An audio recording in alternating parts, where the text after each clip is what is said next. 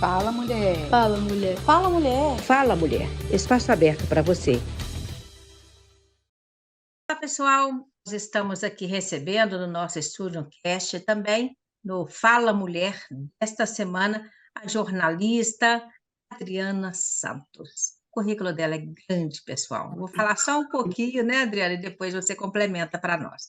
Adriana, pessoal, eu conheço desde os tempos que a gente fala assim, somos jornalistas de rua. Eu trabalhava na Rádio Confidência, a Adriana trabalhava na Itatiaia, depois a gente foi migrando, e a Adriana na TV e no rádio, eu também em rádios, e sempre rádio, porque eu sempre amei o rádio, né? Depois tive algumas passagens também em TV, jornais, mas a Adriana estava ali, fazendo sempre a reportagem junto comigo. Então, é aquela jornalista nata, né, Adriana? Mas agora, virando Isso. escritora, olha que chique, gente. Dizem que a gente precisa plantar uma árvore na vida, né? Fazer um filho, escrever um livro. Eu Já acho que não fiz precisa isso. disso tudo, não, né? Mas o livro está nascendo, né, Adriana? Pois é. Sim. Nosso papo aqui é exatamente sobre esse livro, né? Mas antes eu queria saber um pouquinho. Você passou por vários lugares, né? Assessoria de imprensa também, fez pós-graduação na área de saúde, enfim, a estrada está grande, não é mesmo? Conta para mim um pouquinho de você. Muito grande, Verinha. Primeiro, uma honra estar participando. Você sabe que eu sou sua Oh, fã amor. incondicional Isso é ótimo. do seu Idem, idem. trabalho maravilhoso. E, Obrigada, além querida. de uma profissional exemplar, um coração que não cabe, né, Isso nessa é. rede Ainda bem, né, do Adriana? Porque sem mundo coração a gente digital. não vai em lugar nenhum, né, mulher? Tem que ter coração, né? Justamente, inclusive na saúde, né, Vera? Sim, sim. Assim, é como você falou, minha trajetória é muito grande porque eu tenho aí 27 anos de estrada. E na área da saúde, desde 2006 que eu peguei esse nicho sobre saúde, me empolguei tanto que eu fiz minha pós-graduação na Fundação Oswaldo Cruz, no Rio de Janeiro, que foi uma grande experiência para entender o que é o SUS. Né? As pessoas só falam, na minha época, principalmente, SUS era fila. SUS era gente morrendo nos corredores, né? Então, tinha uma visão muito equivocada do SUS, ou pelo menos uma parte pequena com relação ao SUS. Eu falo E aí eu me sempre que especializei. quem conhece o SUS de fato não falaria jamais que SUS é fila, que SUS é ruim, né? Porque, de fato, um dia eu vou fazer um programa aqui sobre o SUS, porque o SUS é vacina, o SUS é gestão, né, do cuidado hospitalar, enfim, é muita coisa a mais. Você vai para o aeroporto, você está usando o SUS. Então, SUS não é coisa de pobre. SUS somos todos nós. A gente não vai para o restaurante? Tem SUS. Toma água? Tem SUS.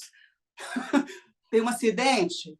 Tem SUS. SUS. Enfim, o SUS tem muita coisa. Entra no hospital para fazer uma tomografia computadorizada, para fazer um raio-x, tem SUS, né? Tem SUS. A alta complexidade na saúde está no SUS. Então, todos nós somos usuários do SUS, uns mais, outros menos, mas o SUS é de todos, né? Isso é um jargão, parece antigo, mas é verdade, o SUS é de todos. Então, eu entendi o SUS com a minha pós-graduação lá na Fiocruz, que é ligada ao Ministério da Saúde, e aí eu comecei a entender quais são as diretrizes do SUS. E aí iniciei uma jornada na assessoria de comunicação da Escola de Saúde Pública de Minas Gerais, que antigamente era ligada à FUNED, dois modelos de negócio diferentes, um, escola para qualificar o trabalhador da saúde, e o outro, um laboratório de medicamentos. Foi aí que precisou, teve esse entendimento de fazer essa separação FUNED e Escola de Saúde Pública. Aí eu entrei, porque a comunicação foi um braço importante para a lei delegada que fez a Escola de Saúde Pública ser autônoma. Depois eu entrei num projeto, Canal Minas Saúde, que era ligado também ao governo de Minas, só que gerenciado pela Fundação Renato Azeredo, na época, hoje tem outro nome, e pela Secretaria de Estado da Saúde, e lá organizei um dos projetos, que é um projeto queridinho do coração, porque eu falo que se hoje ele estivesse aqui, seria muito interessante, Vera, porque a gente já fazia lives, vamos dizer assim, né? naquela época, eu estou falando isso em 2008. A gente fazia vídeos, a gente colocou satélites em todos, praticamente todas as regionais, todos os grandes polos da saúde de Minas. Então, evitando que as pessoas estivessem aqui no estado e pudessem receber o conhecimento em qualquer lugar, isso em relação a custos, isso nos ajudou bastante.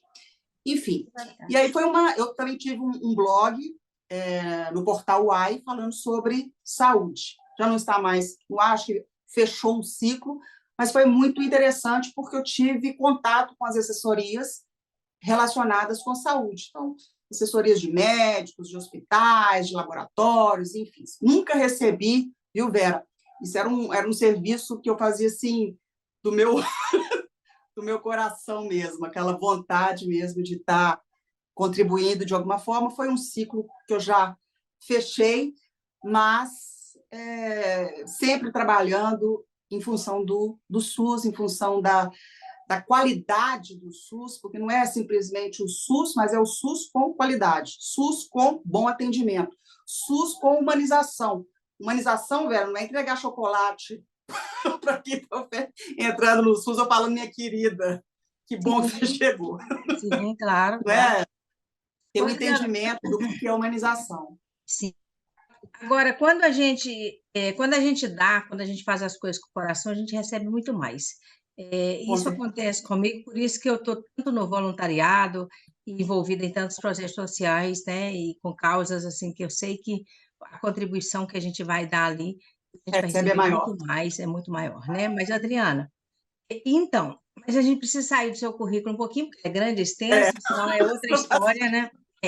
E nós estamos aqui porque muito me interessa conhecer e saber desse novo projeto, né? Você está lançando um livro, já lançou, está nessa fase, né, de divulgação, e eu queria encontrar um pouco mais de informação para dizer para quem está aqui nos ouvindo, acompanhando, né, por que vale a pena ler o seu livro, né? Comunicação e saúde na prática. O que a gente vai encontrar nesse seu livro? Fale um pouquinho dele, dimensões, tamanho, o que te motivou a escrever esse livro. Conta para a gente aqui. A minha trajetória mesmo na área da saúde. Eu tive essa oportunidade de estar conhecendo várias faces do SUS, do atendimento, da relação médico-paciente, da importância da linguagem no processo de saúde, o que é saúde ampliada, né? Que as pessoas, tudo é saúde, né? Essa questão de entender a saúde como... Porque nós somos seres complexos, né, Vera? Então, nós somos seres biológicos, físicos, emocionais, espirituais, psíquicos. Então, nós somos várias pessoas dentro desse corpo físico aqui, e que se comunica de várias formas. A doença é uma manifestação do nosso corpo. Quando ele grita, nós adoecemos, né? Então, tudo está relacionado. Então, entender essa comunicação ampliada é entender o comportamento humano. Então, o livro trata justamente disso, dessa minha trajetória, e aí eu pego questões práticas para colocar isso, assim, olha, é possível fazer, isso não é possível fazer, como que eu fiz isso numa época lá atrás, começando em 2006, quanto tempo já faz isso, né, Vera? Então, assim, e a parte teórica que é importante, porque entender a saúde, a praxis da saúde, é entender teoria e prática. Não adianta a gente focar só na teoria, porque quando ela desloca, é diferente. E também a gente não pode ficar só na prática, porque a gente tem que entender os pensamentos, tem que entender esse comportamento humano.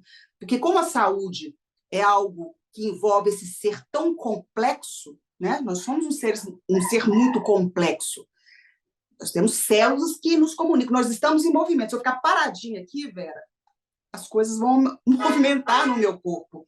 São as células que vão movimentar, são os meus pensamentos, enfim, tudo se movimenta e nós somos movimento. Então, o livro aborda essas várias questões.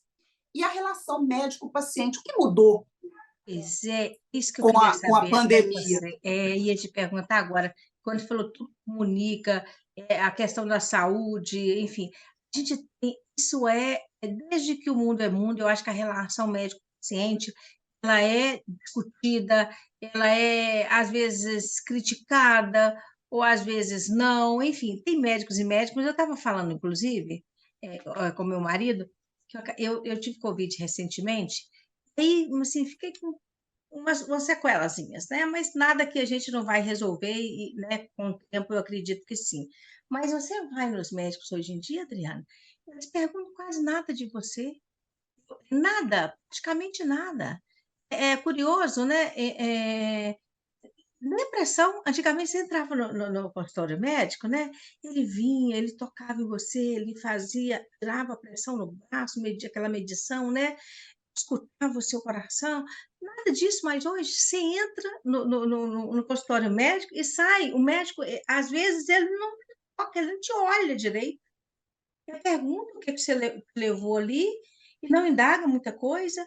Enfim, é lógico que guardadas as devidas né, proporções, guardadas, né, caso e caso, tem coisas, tem situações diferentes.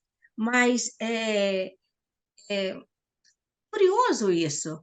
Eu queria até saber sobre a ótica do seu livro, como é que você aborda essa questão dessa relação, médico-paciente. A relação médico-paciente, ela está muito envolvida com o processo histórico, né? Se você pegar a relação médico-paciente na época lá atrás, né? Na época da Revolução Industrial, era uma. Você pega com o advento, por exemplo, com a vinda da tecnologia artificial, é outra. Rede social é outra. Então, com a pandemia, poxa, mudou muita coisa. Então, a relação médico-paciente, antigamente, ela era muito assimétrica. Então, o médico sabia de tudo, ele tinha o conhecimento, ele tinha a formação, ele que comandava o barco da nossa vida. Hoje, não está tão assimétrico assim. A relação ela vai ser assimétrica. O médico é a autoridade, é aquele que aprendeu, aquele que frequentou, mas a simetria diminuiu. Por quê? Por conta desse mundo digital. Quando você vai para um médico, você praticamente dá um diagnóstico para o médico. Olha, estou Sim, sentindo isso que eu acho que eu acho que é pressão alta, estou achando que eu estou com AVC. A a pessoa gente tem mais já informação, né? Mas às tem vezes muito também tem mais mais, informação. mas às vezes tem mais confusão também, né? Às vezes tem mais confusão, Justamente. né? A gente fica no Aí que entra o chutômetro também, ponto. né? É aí que entra o ponto. Só que essa relação, pelo ponto, vamos colocar na balança o ponto positivo. Ponto positivo, essa assimetria diminuiu e a minha voz ficou ativa. Porque antigamente o médico já, você tem que fazer isso, você tem que fazer aquilo, eu só tinha a questão de obedecer o que o médico estava fazendo. Ou não. Hoje em dia, a gente tem essa oportunidade de dialogar com o médico, de conversar com o médico, de falar, olha, eu estou sentindo isso, e não levar o diagnóstico, obviamente, mas você consegue argumentar e você consegue, inclusive, ajudar o médico a dar um diagnóstico mais preciso nesse sentido. E nós temos aí também as tecnologias, né, que ajudou muito os médicos. Você imagina que um diagnóstico hoje pode ser feito com a ajuda da inteligência artificial, que diminui o risco de diagnóstico errado. Então, você tem formas da tecnologia que nos ajudam nessa relação médico-paciente. Só que, como você falou, Sim. nós estamos tão endurecidos com as redes sociais, com a tecnologia, com a inteligência artificial, com esse mundo digital, que a gente está ficando pessoas de ferro. Pessoas Pois de ferro, é, sabe? Então, a estamos. gente está preocupado muito. Tá, vamos acertar o diagnóstico, beleza. Ajuda a diagnosticar. Você faz a inteligência artificial, você consegue bons medicamentos, você já faz um cruzamento de dados, então você sabe o medicamento que funciona mais, o medicamento que funciona menos, aquele que deu mais rejeição. Então, a tecnologia é importante. Só que nós encurtamos o tempo de fornecer esse diagnóstico, só que nós não percebemos, nós encurtamos também a nossa aproximação com esse paciente, com essa pessoa que está procurando. Quando eu falo médico, é profissional da saúde também, tá? Porque às vezes a gente coloca só o médico como profissional da saúde. É o enfermeiro, é o técnico de enfermagem, é aquele que está, de uma certa forma, te auxiliando e te ajudando no tratamento e naquilo que tem que ser feito. Então, essa relação ela mudou muito. E com aquilo que antes era uma tendência, que é a telemedicina, hoje já faz parte do nosso cotidiano.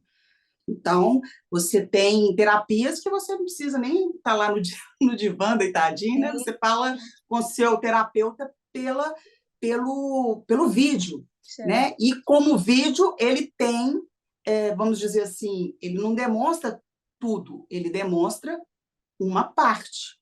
Então, as tecnologias, elas ajudaram muito, mas elas também distanciaram o toque, que é fundamental na relação humana. Pois é, não tem jeito de ganhar sempre, né, gente? Sempre tem um lado que perde, outro que ganha, às vezes melhora na relação. Antigamente, uma relação, talvez, como você disse, mais endurecida, ali no médico, sendo supremo, mas hoje também, às vezes, você fala, enfim, fala bobagem, não é ouvido. Não é isso, Vera, não é você nem está fala certa. bobagem, mas não é ouvido, enfim, ou nem fala, igual eu te falei. Às vezes a gente entra dentro do consultório médico, entra e sai, nem presta atenção em você, talvez não olha nem nos seus olhos, é um negócio maluco. Sabe o que está faltando agora? Não é tecnologia. Tecnologia nós temos. Talvez o que a está faltando humanização, né, é dessa o relação. profissional, justamente. E para entender a humanização, você tem que entender de comportamento humano. Sim. Não tem como entender de humanização sem entender de comportamento humano. Então, você sabe... Você sabe aquele diagnóstico, você sabe qual medicamento receitar e tudo mais, mas você não entende o comportamento humano. Verinha, só para você ter uma ideia, às vezes é muito comum, principalmente nos meios de comunicação, não fume, não beba álcool, não seja sedentário. Sim. Só que as pessoas não entendem. Essa informação ela já está, todo mundo sabe. Todo mundo sabe que cigarro faz mal para o pulmão e para o sistema respiratório. Todo mundo sabe que açúcar é uma droga, sal a mesma coisa. Só que o que está faltando? Por que você fuma? O que te motiva a fumar? Qual o momento que você fuma? É em todos os momentos? Tá, mas você já parou para pensar por que você fuma, sabendo que tudo isso vai te prejudicar? Os profissionais da saúde, às vezes, não entendem que não basta dizer não consuma álcool, mas mudar a pergunta, por que você consome álcool? Sabendo que você tem um problema circulatório, sabendo que você tem um problema digestivo, por que você fuma, se você sabe que tem um problema respiratório? É essa pergunta. E essa pergunta precisa de quê? Tempo com o paciente.